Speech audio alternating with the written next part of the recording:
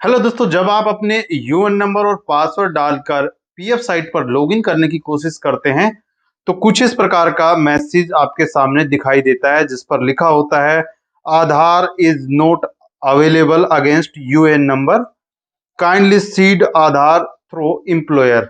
यानी इसमें कहा गया है कि आपके यूएन अकाउंट के साथ में अभी तक आधार कार्ड सीड नहीं हो रखा है, इसलिए आप अपना पीएफ अकाउंट नहीं ओपन कर सकते हैं। जी हाँ दोस्तों, 1 जनवरी 2022 के बाद में आधार कार्ड आपके पीएफ अकाउंट के साथ में सीड करना कंपलसरी कर दिया गया था। अगर आपके पीएफ अकाउंट के साथ में आधार कार्ड लिंक नहीं है तो आपका जो पीएफ कटता है हर महीने वो भी कटना बंद हो गया है। या कहें तो आप अपना पीएफ विड्रॉल कराना चाहते हैं या उसे देखना चाहते हैं कि आपके पीएफ अकाउंट में कितने रुपए जमा हुए हैं, वो भी अब आप नहीं देख सकते हैं। इसके अलावा अगर आपने अपना यूएन नंबर एक्टिवेट नहीं कराया है और अब आप अपना यूएन नंबर एक्टिवेट कराने जा रहे हैं, जिसके कारण आपका यूएन नंबर भी एक्टिवेट नहीं हो रहा है, कुछ इस प्रकार का एरर मैसेज वहां पर दिखाई दे रहा है जिस पर लिखा है your detail did not match, please contact employer. तो इस केस में आप क्या कर सकते हैं और कैसे अपना पीएफ विड्रॉल करा सकते हैं, और आपकी जो गलत जानकारी आपके पीएफ अकाउंट में ऐड हो रखी है, जैसे आपका नाम गलत है या आपकी डेट ऑफ बर्थ गलत है, आपका फादर नेम गलत है, आपकी डेट ऑफ एग्जिट गलत है, डेट ऑफ ज्वाइनिंग गलत है, तो उस केस में आपका आधार कार्ड आपके पीएफ अकाउंट के साथ में लिंक नहीं हो रहा है, जिसके कारण आप ना तो अपना पीएफ विड्रॉल करा पा रहे हैं और ना ही अपना पीएफ ऑनलाइन आप देख सकते हैं। क्योंकि इस टाइप के मेरे पास 2-3 केस थे, उनको ठीक कराने के लिए जब मैं पीएफ ऑफिस गया तो वहां जाकर मैंने देखा कि जहां पर हम पहले ज्वाइंट डिक्लेरेशन फॉर्म फिल करके और अपने एम्प्लॉयर के साइन करा के अपनी कोई भी करेक्शन ठीक करा सकते थे, परंतु दोस्तों अब ऐसा नहीं है। अब इसके साथ में 2-3 फॉर्म और हमें लगाने पड़ते हैं, उसके बाद में हम कोई भी अपने पीएफ अकाउंट में करेक्शन हम करा सकते हैं। अगर आपने हमारा यह वीडियो पूरा देखा तो आप अच्छे से समझ पाएंगे और अपने पीएफ अकाउंट में अपना आधार कार्ड कोई भी करेक्शन करवाना चाहते हैं वो आसानी से आप कर पाएंगे। तो चलिए वीडियो शुरू करते हैं। नमस्कार, मेरा नाम है शुभ्राम सरोवा, आप देख रहे हैं शुभम टेक्निकल। सबसे पहले लेटेस्ट टेक्नोलॉजी वीडियोस पाने के लिए अब भी हमारे चैनल शुभम टेक्निकल को सब्सक्राइब कीजिए और साइड में जो बेल आइकन आ रहा है उस पर क्लिक कीजिए। दोस्तों, पहले जहां पर अपने पीएफ अकाउंट में कोई भी करेक्शन हम ऑनलाइन आसानी से कर पाते थे, परंतु अब अगर आपका आधार कार्ड आपके पीएफ अकाउंट में लिंक नहीं है तो आप अपना पीएफ अकाउंट ही ओपन नहीं कर सकते हैं, करेक्शन तो कैसे कराएंगे। इसके लिए सिंपली आपने ऑफलाइन जाकर अपना ये करेक्शन कराना पड़ेगा।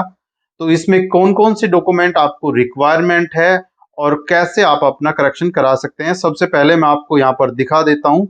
दोस्तों, आपको कौन कौन से डॉक्यूमेंट यहाँ पर चाहिएंगे। सबसे पहले है कि संस्थान द्वारा जिम्मेदारी पत्र, ये आपको चाहिएगा। आपकी जो कंपनी है, जिस कंपनी में आप काम कर रहे हैं या जिस कंपनी में आपने काम पहले किया था वो छोड़ चुके हैं, उस कंपनी या अपने एम्प्लॉयर के द्वारा जिम्मेदारी पत्र आपने बनवाना पड़ेगा। ये पत्र कैसा होता है दोस्तों, मैं आपको यहाँ पर दिखा देता हूँ स्क्रीन पर। कुछ इस प्रकार का ये पत्र होने वाला है। इसमें आपने ध्यान रखना है कि कहाँ का आपका पीएफ ऑफिस है, जहां पर भी है, जैसे आपका गुड़गांव में है, आपका जयपुर में है, बेंगलुरु में है, वो आपने यहाँ पर टाइप करवाना है अपनी कंपनी के लेटर हेड पे या अपने एम्प्लॉयर के लेटर हेड पे टाइप करवाना है। तो कुछ इस प्रकार से आपने ये टाइप करवाना है। आपको एग्जाम्पल के तौर पर मैं आपको दिखा देता हूँ। यहाँ पे आपने लिखना है सेवा में श्रीमान भविष्य निधि आयुक्त। आपने अपना जो ऑफिस है उसका नाम लिखना है। इसमें विषय में आपने, अगर आपके नाम में गलती है तो यहाँ पर लिखना है पीएफ पोर्टल में नाम ठीक कराने के हेतु। ये चीजें आपने लिखनी है। अगर आपकी डेट ऑफ बर्थ गलत है तो यहाँ पर लिखनी है पीएफ पोर्टल में डेट ऑफ बर्थ ठीक कराने हेतु। अगर आपकी डेट ऑफ बर्थ, नाम, जेंडर तीनों चीज गलत है तो इन केस में आपने लिखना है पीएफ पोर्टल में डाटा ठीक कराने हेतु। तो ये चीजें आपने यहाँ पर ध्यान रखनी है। उसके बाद में वहां पर लिखना है महोदय, उपरोक्त विषय निवेदन यह है कि सदस्य का विवरण पीएफ पोर्टल में उपरोक्त अनुसार सही करने का श्रम करें। इसके बाद में अगर आपका नाम गलत है तो आपने यहाँ पर टाइप करवाना है पीएफ पोर्टल पर इनका नाम सुरेंद्र है, जबकि इनका सही नाम सुरेंद्र सिंह है। अगर आपकी डेट ऑफ बर्थ में गलती है तो आपने यहाँ पर टाइप करवाना है कि इनकी जो गलत date of birth PF portal में है वो ये है, और जबकि इनके सभी डॉक्यूमेंट में सही डेट ऑफ बर्थ ये है, तो इसको ठीक करने का श्रम करें। इसके बाद में आपने ये जो लाइन इसमें नीचे दिखाई गई है, पत्र के साथ में सदस्य का पैन कार्ड, आधार कार्ड एवं शपथ पत्र संकलन किया गया है, कर रहे हैं। इसके बाद में आपने नीचे टाइप करवाना है, यदि भविष्य में सदस्य का गलत भुगतान होता है तो समस्त जिम्मेदारी संस्थान की होगी। दोस्तों ये जो लाइन है आपने जरूरी से टाइप करवानी है, इसके बगैर पीएफ ऑफिस में आपकी कोई भी करेक्शन नहीं हो सकती है। ये लाइन इसलिए टाइप कराई जा रही है, अगर आप किसी दूसरे का पीएफ अपने नाम से विड्रॉल करा रहे हैं तो पीएफ ऑफिस आपके संस्थान को पकड़ेगा या आपको पकड़ेगा कि आपने जो शपथ पत्र लिखा था उसमें ये स्पष्ट अक्षरों में लिखा गया है कि आपने अगर किसी का दूसरे का विड्रॉल करा लिया पैसा, अगर दूसरा उसको क्लेम करता है जो सही आदमी है, तो उस केस में आपका संस्थान जितने रुपए आपको भुगतान हुए उतने रुपए संस्थान को आपने दोबारा से भुगतान करने पड़ेंगे अगर आप गलत है तो। अगर आप सही है तो आपको कोई घबराने की आवश्यकता नहीं है।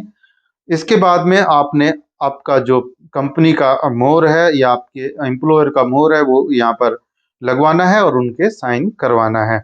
इसके बाद में संकलन लिखना है। संकलन इसके साथ में क्या क्या चीजें आप कौन कौन से डॉक्यूमेंट लगा रहे हैं वो आपने यहाँ पर लिखना है, जैसे आधार कार्ड, पैन कार्ड, शपथ पत्र एवं सही करवाने का फॉर्म।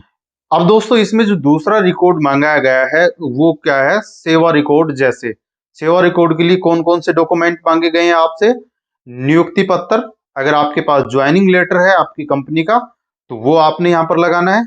इसके साथ में कार्यभार ग्रहण करने का पत्र, अगर ये है तो ये भी लगाना है। इसके बाद में वेतन पर्ची, आपकी जो सैलरी स्लिप है वो भी इसके साथ में आपने लगानी है। वेतन वृद्धि पत्र, अगर ये है तो ये भी आपने लगानी है। उपस्थिति पत्र या आपके पास कंपनी का आईडी कार्ड है वो भी आपने इसके साथ में लगाना है। तो इसमें अगर आपके पास में नियुक्ति पत्र है तो आपने नियुक्ति पत्र ही लगाना है, वेतन पर्ची है तो वेतन पर्ची भी आपने लगा देनी है। इनमें से अगर कोई एक है तो वो एक भी आप इसके साथ में लगा सकते हैं। इसके बाद में थर्ड ऑप्शन में आपसे मांगा गया है Aadhaar card, PAN card, ESI card, Jan Aadhaar card किसी भी जीवन साथी के मामले में। तो इसमें आपने अपना आधार कार्ड लगाना है, पैन कार्ड लगाना है और आपका जो ईएसआई कार्ड बना होगा ईएसआई कार्ड की फोटोकॉपी आपने इसके साथ में लगानी। ये सभी डॉक्यूमेंट आपके एम्प्लॉयर या आपकी कंपनी के द्वारा अटेस्ट किए होने चाहिए। इसके बाद में अगर आपकी जन्म तिथि गलत है तो उस केस में आपने क्या लगाना है, पासपोर्ट लगा सकते हैं। अगर पासपोर्ट नहीं है, शिक्षा प्रमाण पत्र यानी आपकी मैट्रिक यानी 10वीं की मार्कशीट आपने इसके साथ में लगानी है। जन्म प्रमाण पत्र का यदि अंतर 3 वर्ष से अधिक हो तो, अगर आपकी गलत डेट ऑफ बर्थ और सही डेट ऑफ बर्थ का अंतर 3 साल से अधिक हो तो आपने ये चीजें लगानी है। अगर 3 साल से अंतर कम है तो उस केस में आपने आधार कार्ड से ही काम आपका चल जाएगा। इसमें दोस्तों आपने एक चीज लगानी, या तो आप पासपोर्ट लगा सकते हैं या आप अपनी मैट्रिक की सर्टिफिकेट लगा सकते हैं। अगर आपके पास में दोनों चीजें ही नहीं है, आपके पास में पासपोर्ट भी नहीं है और या आपका 10वीं की मार्कशीट नहीं है, तो उस केस में आपने अपने राज्य से आपकी जन्म प्रमाण पत्र बनवाना है। वो जन्म प्रमाण पत्र आपने इसके साथ में फोटोकॉपी इसकी लगानी है। पांचवा इसमें पूछा गया है विवाह प्रमाण पत्र। यदि विवाह के बाद आपका नाम बदला है, तो अगर आप लेडीज हैं आपका नाम विवाह के बाद में बदल लिया है आपने, तो उस केस में आपने अपना विवाह प्रमाण पत्र लगाना है। अगर आपने नाम नहीं बदला है तो इस केस में आपने कोई विवाह प्रमाण पत्र नहीं लगाना है।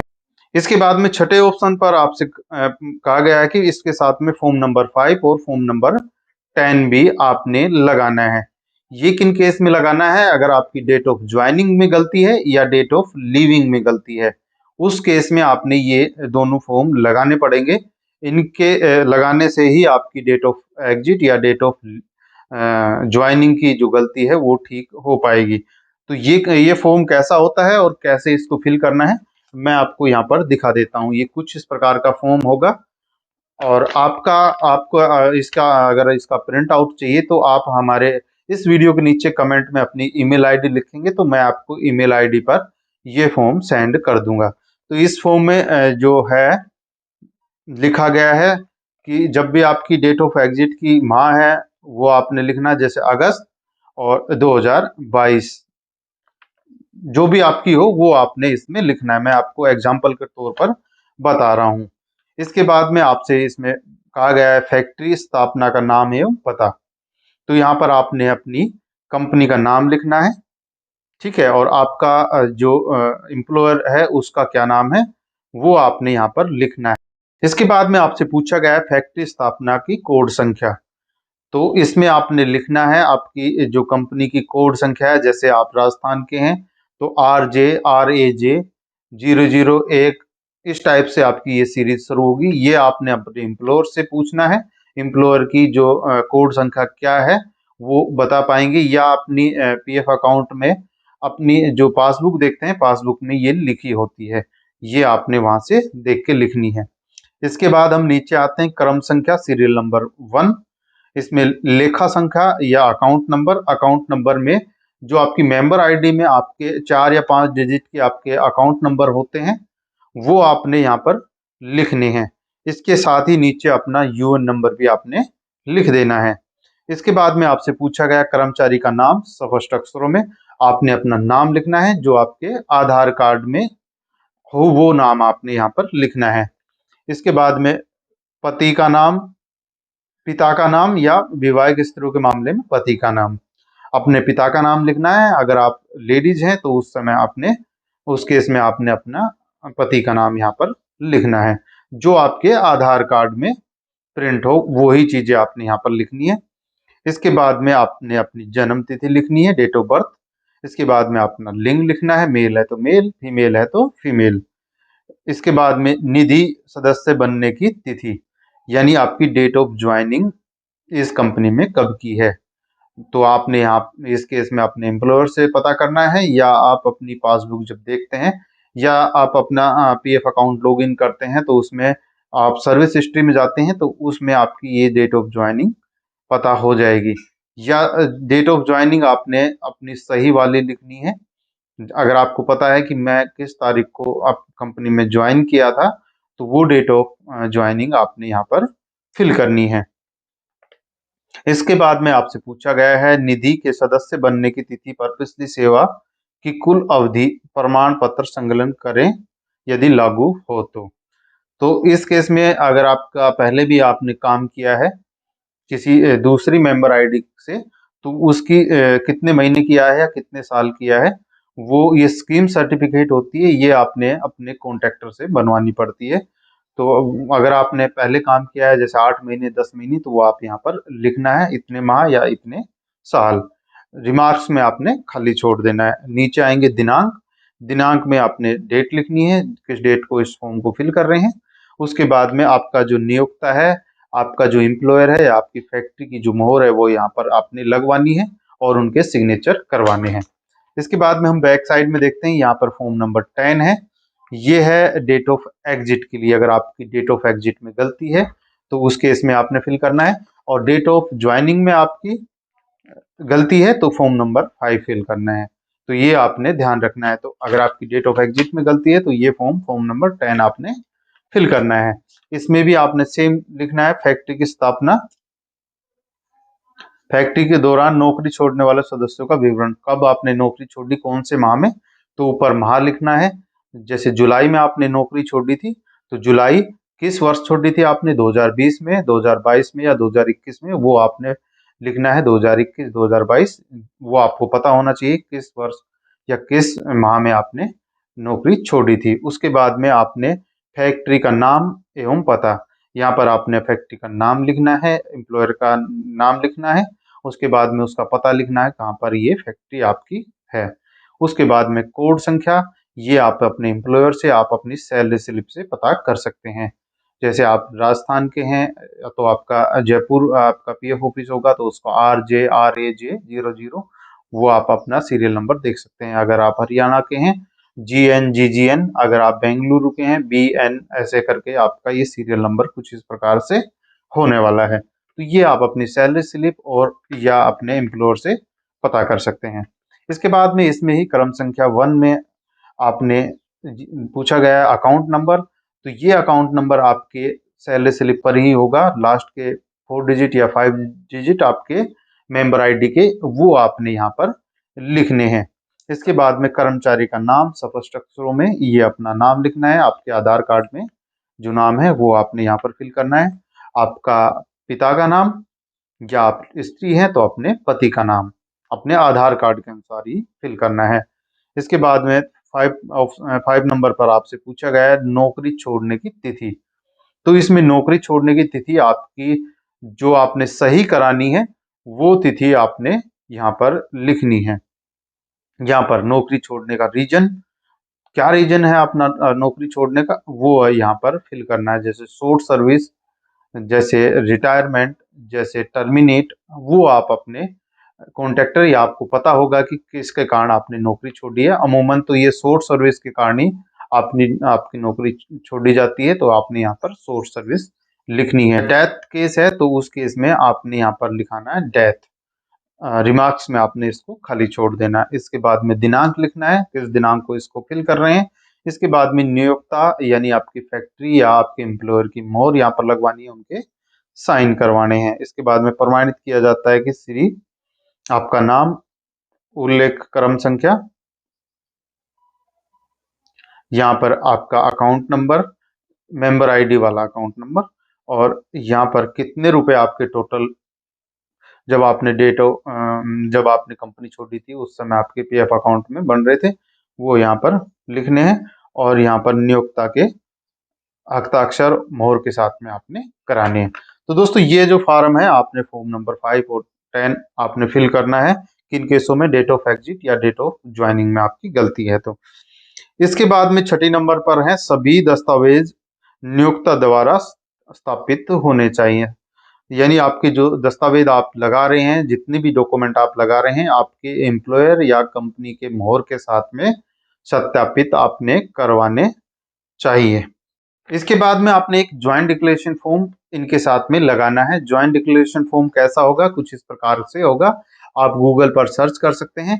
अगर आपको ये नया वाला ज्वाइंट डिक्लेरेशन फॉर्म चाहिए, क्योंकि इसमें बहुत सारे नए करेक्शन करे गए हैं, नए पॉइंट ऐड करे गए हैं, क्योंकि ये मैं पीएफ ऑफिस से लेकर आया हूँ। अगर आपको यही चाहिए तो आप इस वीडियो के नीचे कमेंट कर सकते हैं अपनी ईमेल आईडी, वहां पर लिखेंगे तो मैं आपको ईमेल के थ्रू आपको ये सारे डॉक्यूमेंट सेंड कर दूंगा। इसमें जो आपकी सेवा में क्षेत्रीय आपका जो पीएफ ऑफिस है उसका नाम यहाँ पर लिखा होगा।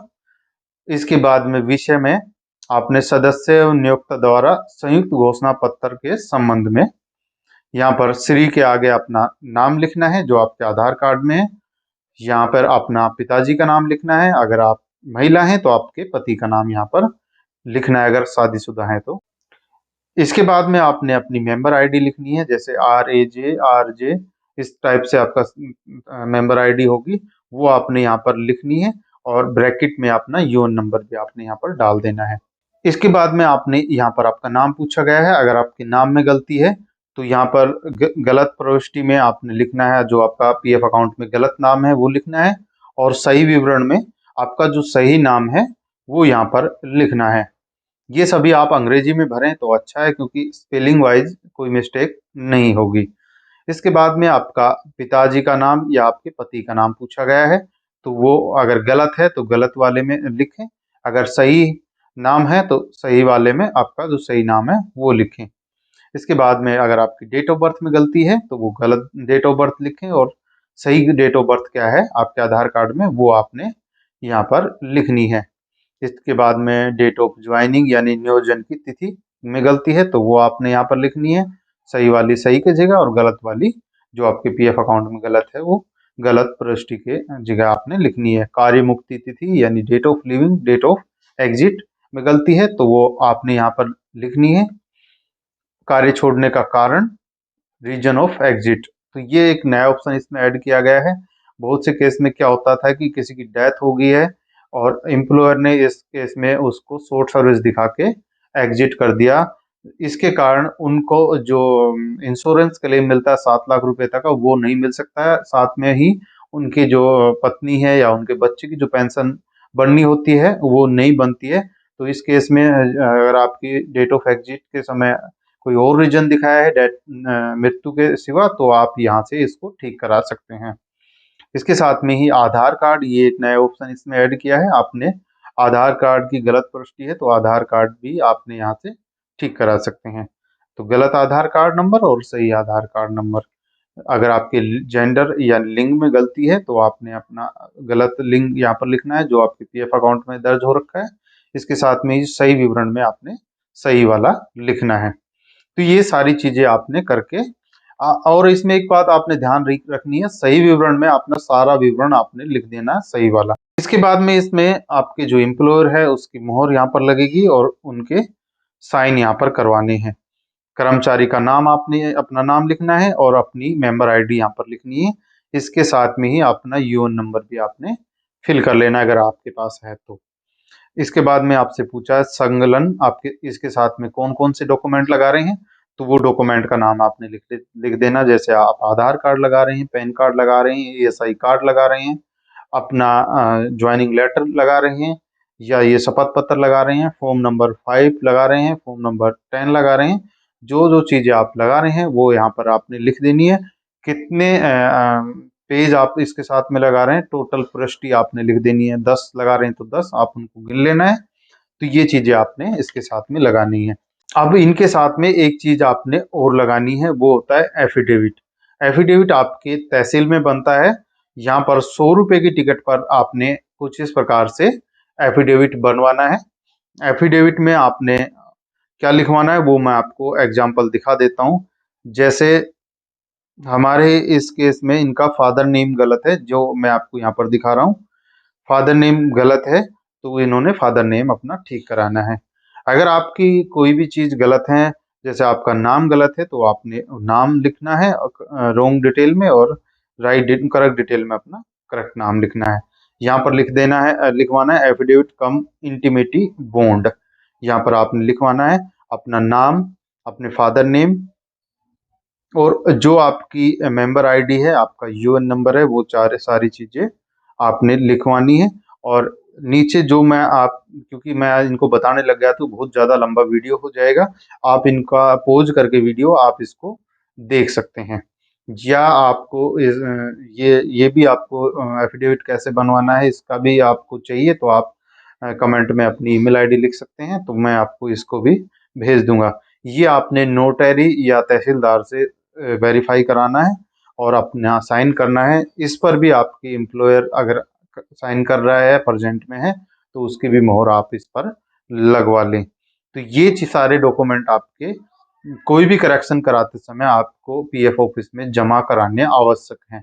ये सभी डॉक्यूमेंट अपने रेडी कराने के बाद में दोस्तों आपने सभी डॉक्यूमेंट को नस्ती कर लेना है कुछ इस प्रकार से, और इनकी आपने 2 कॉपी करानी है। ओरिजिनल जो डॉक्यूमेंट है वो आपने पीएफ ऑफिस में जमा कराने हैं, और जो आपकी डुप्लीकेट डॉक्यूमेंट है वो आपको रिसिप्ट के तौर पर उन पर मोहर लगवाकर अपने पास में सुरक्षित रखने हैं। जब भी दोस्तों आप अपने पीएफ ऑफिस में इनको जमा कराने जाएं तो कुछ इस प्रकार से आपको पीएफ ऑफिस की तरफ से रिसिप्ट दी जाती है। ये रिसिप्ट वहां से दी जाएगी, यहाँ पर मोहर लगी होगी, मोहर के साथ में ये रिसिप्ट आपको अपने पास में सुरक्षित रखनी है। या अगर ये रिसिप्ट भी ना दे तो जो डॉक्यूमेंट आप फोटोकॉपी के रूप में लेके जाते हैं तो उन पर आपने मोहर लगवा लेनी है, और मोहर लगवा कर उनके साइन यहाँ पर करवा लेने, ये भी रिसिप्ट का आपका काम करेंगी। दोस्तों मैंने जो तरीका आपको बताया है इस तरीके से आप अपना सभी डॉक्यूमेंट बनवा लेते हैं और उसके बाद में आप पीएफ ऑफिस में जमा कराते हैं। उसके बाद में जो गलती आपके पीएफ पोर्टल पर है आपके अकाउंट में, वो 15 से 20 दिनों में ठीक हो जाती है। अगर फिर भी ना हो तो आपके पास इनकी रिसिप्ट होगी और इनको आपने स्कैन कर लेना है और ई ग्रीवेंस पर जाकर ऑनलाइन इनकी शिकायत कर देनी है। उसके बाद में आपकी ये जो गलतियां हैं जरूर से ठीक हो जाएंगी। अगर उनको किसी और डॉक्यूमेंट की आवश्यकता होगी तो वो आपके पास में डाक के द्वारा आपको नोटिस भेजेंगे, तो आपने दोबारा से उनसे कांटेक्ट करना है। वैसे तो जो डॉक्यूमेंट मैंने आपको बताए हैं अगर आप अच्छे से बनवाएंगे तो जो भी गलती हो आपके पीएफ पोर्टल पर, जैसे आपका नाम गलत है, डेट ऑफ बर्थ गलत है, आधार कार्ड लिंक नहीं हो रहा है, तो ये सभी गलतियां आपकी ठीक हो जाएंगी और आसानी से आप अपने पीएफ पोर्टल पर लॉगिन कर सकते हैं और अपना पीएफ विड्रॉल करा सकते हैं। दोस्तों, आशा करता हूं कि हमारी ये जानकारी आपको पसंद आई होगी। अगर आपको ये जानकारी हमारी पसंद आई है, आपके काम की है, तो इस वीडियो को लाइक करें, अधिक से अधिक शेयर करें। हमारे चैनल को अभी तक सब्सक्राइब नहीं किया है तो जरूर इस चैनल को सब्सक्राइब कर लें। धन्यवाद दोस्तों, वीडियो देख